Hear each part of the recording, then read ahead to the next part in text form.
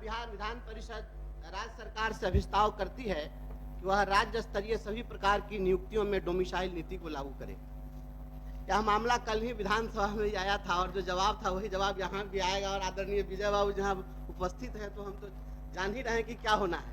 लेकिन एक आग्रह है कि पूरे देश में सभी राज्यों ने कुछ ना कुछ इस प्रकार की व्यवस्था की है कि दूसरे राज्य के लोगों को रोका जाए। उड़ीसा में, मध्य प्रदेश में, छत्तीसगढ़ में, महाराष्ट्र में आपके यहाँ के लोग वहाँ शिक्षक नहीं बन सकते हैं। और पहले भी माननीय मुख्यमंत्री जी ने जितनी बहालियां की है, एक कीर्तिमान स्थापित करने का काम किया है। इसके लिए माननीय मुख्यमंत्री जी बधाई के पात्र है, धन्यवाद के पात्र है। लेकिन अगर शिक्षकों की बात करें तो पहले आप ही ने अपॉइंट किया, तो उसमें आर्टिकल 243G के तहत जब अपॉइंट किया तो सभी लोगों को रोक दिया और अपने राज्य के लोगों को नौकरी दी। अब आप 309 के तहत सीधे आप अपॉइंट कर रहे हैं तो आपने रास्ता खोल दिया है। और एक राज्य के लोग बड़ी संख्या में 50,000 से ज्यादा लोग यहाँ अपॉइंट हो गए हैं।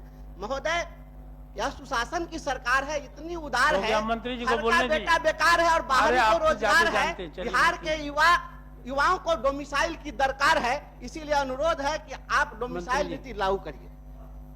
महोदय, अभी भी जो यहाँ बिहार में भी जो नियम है उसके हिसाब से लगभग 60% सीटों पर, और वो ऐसे कि जितने आरक्षित वर्ग की सीटें हैं महोदय, उस पे डोमिसाइल नीति लागू है। और आप जानते हैं कि 60% आरक्षण है विभिन्न श्रेणियों के लिए, तो उतना तो लागू है।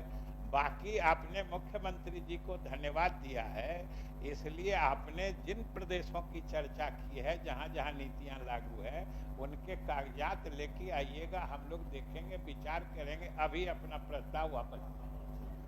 ठीक है, वापस महोदय, मैं आपके आसन के निर्देश के आलोक में इसको वापस लेता हूं। लेकिन मैं माननीय मंत्री जी से कहना चाहता हूं कि महोदय, वहाँ लोग अपॉइंट करते हैं और अपॉइंट करने के साथ ही अपॉइंट करते हैं और अनुभव के आधार पर फिर जो है उन लोगों को एब्जॉर्ब कर लेते हैं। तो यही व्यवस्था यहाँ लागू कर दीजिए।